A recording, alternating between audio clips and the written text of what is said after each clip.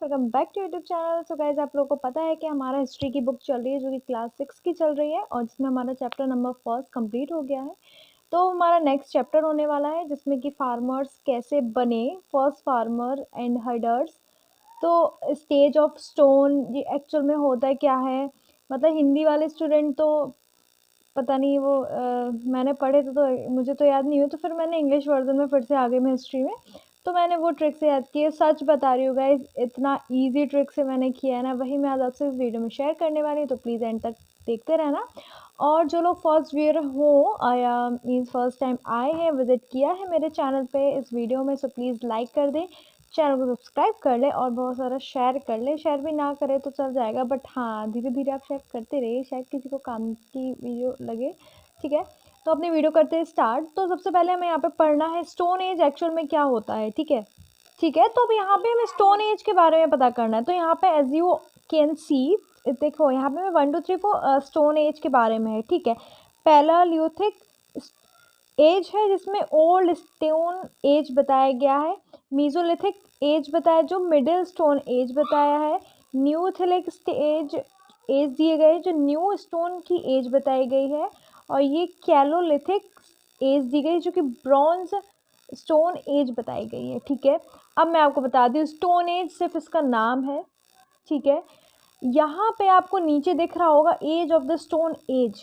ठीक है, आज से मीन्स अभी 2023 से लेके पहला जितना प्रीवियस इतने ईयर्स BC बिफोर क्राइस्ट, आपको ये पता होगा, टू 10,000 BC, इतना ये लोग जो लोग यहाँ इतने टाइम पीरियड में रहे हैं तो उन लोगों को ये बोलते हैं। ठीक है, पैलेलिथिक एज बोलते हैं इनको, जिनको सबसे ओल्ड स्टोन एज के नाम से जाना जाता है। ठीक है, इसका ये मतलब होता है।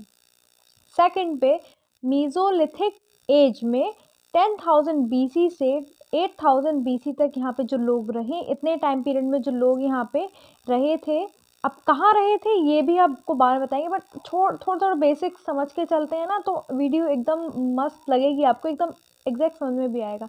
ठीक है, तो यहाँ पे जो इतने ईयर से इतने लोग रहे जितने, उनको इस एज में कैटेगराइज किया जाता है। बोला जाता है ना यहाँ के लोग यहाँ जैसे, अब जैसे भैया यूपी वाले हैं, यूपी वाले के यूपी वाले में कैटेगराइज किया जाता है, बिहार वाले को बिहार वाले में डाल दिया जाता है ना। ऐसे यहाँ पे अब एज के अकॉर्डिंग, एज नहीं यहाँ पे ईयर्स के अकॉर्डिंग इसमें यहाँ पे लोगों को डाल दिया गया है। ठीक है, यहाँ पे थर्ड नंबर पे देखते हैं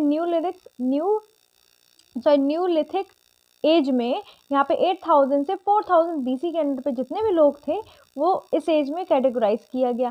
फोर्थ नंबर में 4,000 से लेकर 2,000 BC तक इनको यहाँ पे लोगों को इस कैटेगराइज इस नाम से जाना जाता है। ठीक है, अब यहाँ पे साइड देख लेते हैं, और सबसे पहले आपको बता दूँ तो सबसे पहले ये सब लोग इंडिया में ही थे। पहले ऐसा तो था नहीं भाई ये इंडिया है, ये यहाँ पे एशिया के अंदर इंडिया आ रहा है।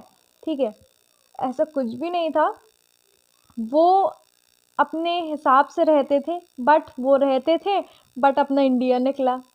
सही है ना। ठीक है, सो नेक्स्ट में हमें पढ़ना है इसकी जो स्टोन एज थी वो तो मैंने आपको ऊपर बता दी, sites of palaeolithic men in India. ठीक है, अब यहाँ पे जो साइट्स हैं, ठीक है, जो मेन साइट्स हैं, कहाँ कहाँ ये साइट्स मिली अपने इंडिया में, वो यहाँ पे सिर्फ बताया गया है। ठीक है, आपने ये समझा, ये स्टोन वाले सबसे फर्स्ट नंबर के होते हैं जो सबसे ओल्ड माना जाता है। ओल्ड क्यों माना जाता है? क्योंकि ये पहले पे आए थे, है ना। अब ये कहाँ कहाँ पाएगा ये भी तो जानना पड़ेगा ना।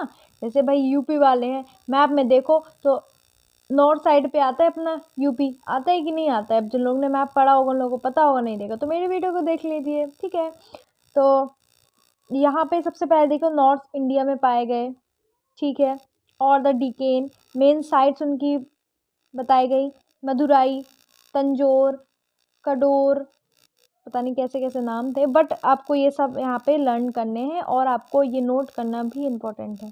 ठीक है, इतने सब तो हो गए, फिर और जो बाकी रिमेन्स बचे, हैदराबाद हो गया, धरवाद हो गया, बीजापुर हो गया, बेलागम हो गया, गुजरात हो गया, रेवा हो गया, एंड बुंदेलखंड, बिहार, उड़ीसा, मध्य प्रदेश, इतनी जगह पे ये काइंड्स ऑफ स्टोन एज के जो ह्यूमंस थे वो यहाँ पे पाए गए थे। ठीक है, अब हमको नेक्स्ट टॉपिक पे इसमें ये पढ़ना है कि जो उनकी लाइफ होती थी वो कैसी थी, ठीक है? तो इसमें ना घबराने की कोई भी ज़रूरत नहीं है, एकदम नर्वसनेस वाली कोई बात नहीं है। देखो जैसे आजकल का मॉडर्न ज़माना है भई, 21 सेंचुरी चल रही है, 21st सेंचुरी चल रही है, तो उसके अकॉर्डिंग देखा जा सकता है कि हमारा बिज़नेस अच्छा हो गया है, इकोनॉमिक जो है ग्रोथ हो गई है। और थोड़ी ईज़ी लैंग्वेज बताऊँ कि आज देखो सबके पास फ़ोन है, फैसिलिटीज़ हैं हमारे जो मम्मी लोगों को चाहिए होती, किचन की जितने भी सब फैसिलिटीज़ होनी चाहिए वो हैं, ठीक है? नहीं होती तो भाई कुछ लोग सेकंड हैंड परचेज़ कर लेते, बट एक्चुअल में है ना, ठीक है? वही सब। अब अगर मूड अच्छा होता है या कोई ओकेज़न होता है तो हम लोग घूमने जाते हैं, तो वही सब लिविंग ऑफ स्टैंडर्ड्स होता है, ठीक है? बट इनका तो फिर एकदम पुराने ज़माने, ऑब्वियसली पुराने ज़माने वाले लोग ही हैं, तो वैसे ही है। तो उस हिसाब से यार लर्न वाली चीज़ नहीं है ये, आपको सिर्फ़ आपके माइंड में सेव करनी है। वो भी कैसे करनी है? यार जब आज के टाइम पे हमारे पास था, पहले इतना एडवांस फीचर या एडवांस इतना ज़्यादा नहीं था अपना वर्ल्ड, हाँ, इंडिया के साथ-साथ वर्ल्ड भी इतना एडवांस नहीं था, बट टाइम के रहते वो भी हुआ है।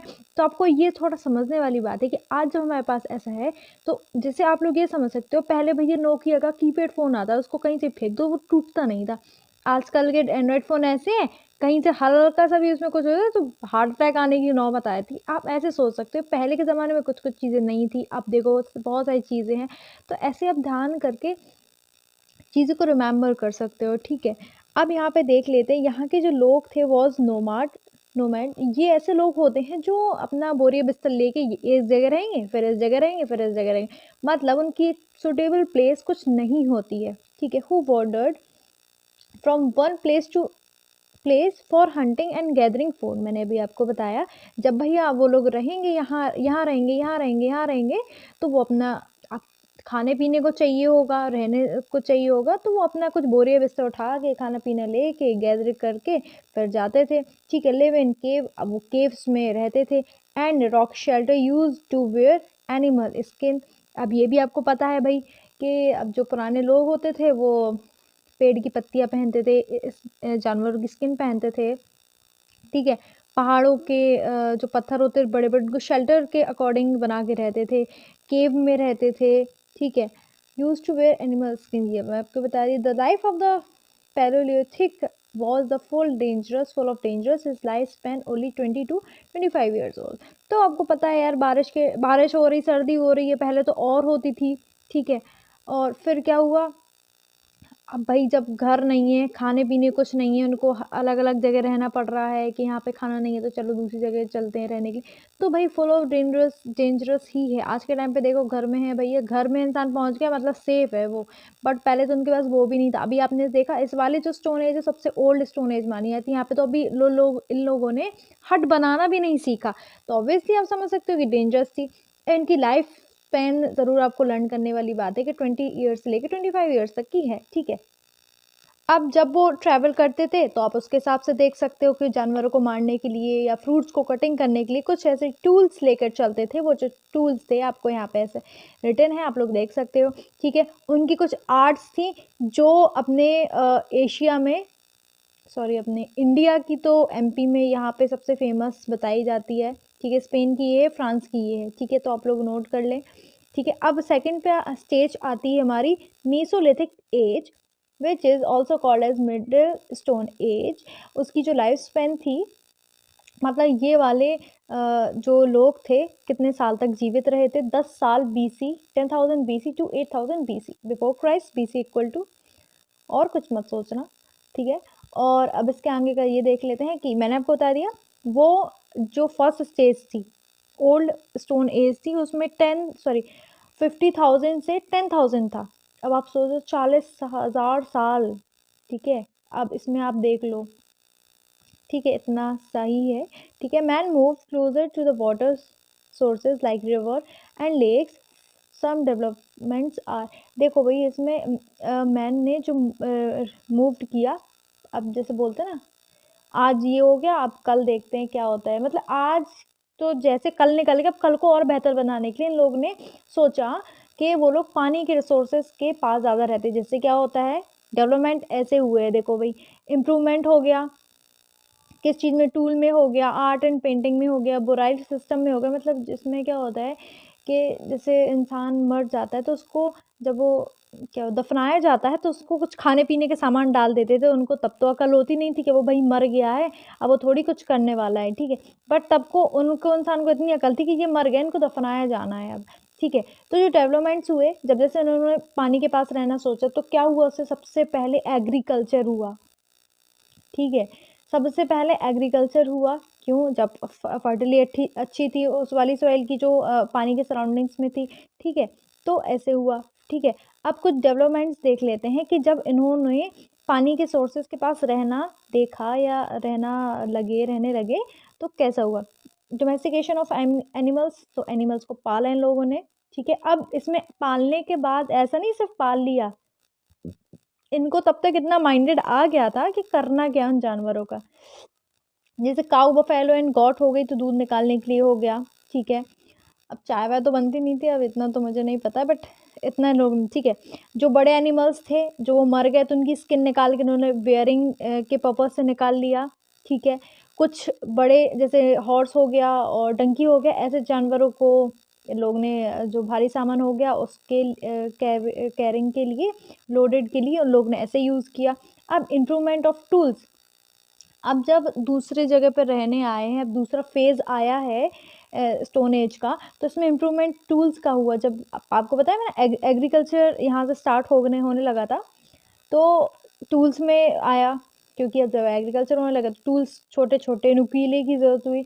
आर्ट ऑफ पेंटिंग, जिसमें मिनरल्स का जो पाउडर होता था वो निकाल के वाइट एंड रेड कलर यहाँ पे स्पेशली बताया गया है, जो कि यहाँ पे यूज़ हुआ जाता है। बोराइल सिस्टम मैंने आपको बता दिया। अब ठीक है, नेक्स्ट में देखते हैं थर्ड पे neolithic age means new stone age में बताया गया है, जो कि इसका जो स्पेन रहा है 8000 BC से 4000 BC तक रहा है, ठीक है। इसका ये देख लेते हैं, took about 30,000 years for the man to change from a food gatherer to a food producer, ठीक है। अब आपको ये पता चल गया, मतलब इंसान को इस स्टेज पे आने पे 30 साल लग गए कि फूड इकट्ठा करने की जो प्रोसेस थी उससे चेंज हुआ है फूड प्रोसेसर।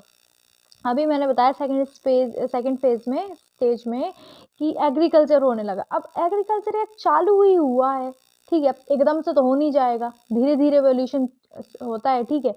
तो वही अब इस वाले स्टेज में एकदम से भैया होने ही लगा एग्रीकल्चर, ठीक है। अलग से बताया, मैन टुक टू एग्रीकल्चर, ठीक है।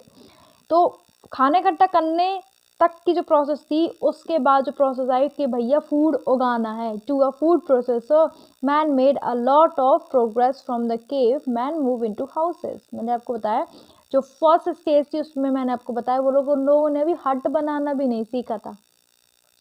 अब यहाँ पे सीधे भैया मैंने हाउस हट बनाना सब सीख लिया था, कैसे लकड़ियों से एग्रीकल्चर किया, ठीक है। अब कुछ ऐसे फीचर्स हैं जो यहाँ के डेवलपमेंट के बाद आए, ठीक है। फर्स्ट जो डेवलपमेंट आया है, मैन टुक टू एग्रीकल्चर, ठीक है, ये मैंने आपको बता दिया। फिर डोमेस्टिकेशन ऑफ एनिमल्स, जैसे अभी मैंने सेकेंड फेज में बताया था उससे और ज़्यादा अच्छे एनिमल्स की कैटलिंग होने लगी, जानवरों का प्रोडक्शन करने के लिए, वो सब पूरा जो इकोनॉमिक्स बनने लगती है वो हो गया। बिगनिंग ऑफ सेटल लाइफ, मतलब थर्ड फेज से आप जान सकते हो कि लोगों ने जैसे अलग अलग जगह लोग रहते तो उन्होंने सोचा साथ में लोग रहते हैं, साथ में लोग रहेंगे, एक छोटा सा गांव बन जाएगा, गांव से टाउन बन जाएगा, टाउन से एक शहर बन जाएगा, शहर से डिस्ट्रिक्ट हो जाएगा, डिस्ट्रिक्ट से स्टेट में आ जाएगा और फिर भैया पूरा कंट्री आ जाता है, ठीक है। उसके अकॉर्डिंग मतलब उसके ऐसे ही बताया जाता है, ठीक है। तो साथ में उन्होंने रहना चालू किया, ठीक है। अब देखते हैं फोर्थ नंबर पे थोड़ा अच्छा है, ठीक है। ये दिए गए हैं आपके 9 नंबर तक, ठीक है।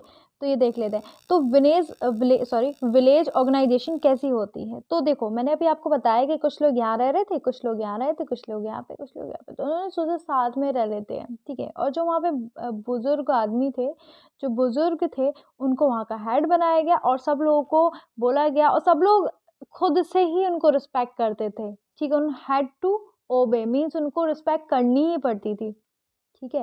ये विलेज ऑर्गेनाइजेशन का बहुत इंपॉर्टेंट पार्ट है। फिफ्थ नंबर पे दिए इन्वेंशन ऑफ व्हील, इस फेज में मीन्स थर्ड फेज में इन्वेंशन ऑफ व्हील हुआ था, ये भी रिमेंबर वाली बात है, ठीक है। सिक्स नंबर पे एक्सटेंसिव यूज़ ऑफ फायर, इसमें इस वाले फेज़ में, इस थर्ड फेज़ में आग का इन्वेंशन हुआ, मीन्स इन्वेंशन ऑफ फायर। आग का ये उपयोग केवल खाने बनाने के लिए नहीं किया जाता था, उजाला करने के लिए, सर्दी से बचने के लिए भी किया जाता था, ठीक है।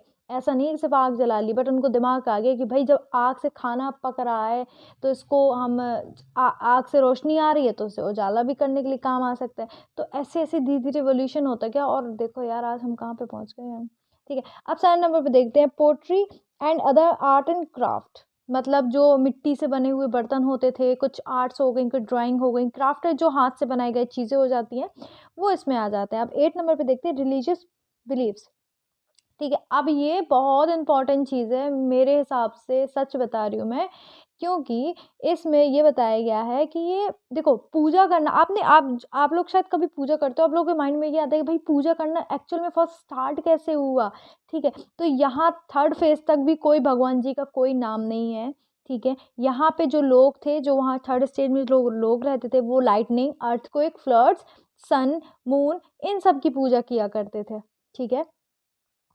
ऑल्सो आप ये ऐसा लर्न कर सकते हो, इवन आप लिख भी सकते हो, ठीक है। अब इम्प्रूवमेंट टूल्स, तो अब जब भैया इतना सब इम्प्रूवमेंट हो गया तो इम्प्रूवमेंट टूल्स तो और हो ही जाएंगे, जैसे आजकल अपने इंडिया में वेपन्स इतने सारे, आर्मी शोल्डर्स को इतनी ज़्यादा सब रफेल वगैरह सब दी जा रही, तो वो इम्प्रूवमेंट टूल्स ही हुए ना अपने इंडिया के लिए, है ना। तो आप उससे थोड़ा लर्न कर सकते हो, ठीक है। सो गाइस अब हमारा 4th नंबर पे आता है, होपफुली ये अपन लोग ना सेकंड पार्ट में करते हैं, बिकॉज वीडियो काफ़ी लॉन्ग हो जाएगा, और ठीक है, और आई होप आपको समझ में भी आया होगा। सो मिलते हैं नेक्स्ट वीडियो में, और हमारा नेक्स्ट पार्ट होगा हमारे 4th स्टेज पे, जो कि ब्रॉन्ज एज बोलते हैं, ठीक है। सो मिलते हैं, bye bye, thanks for watching.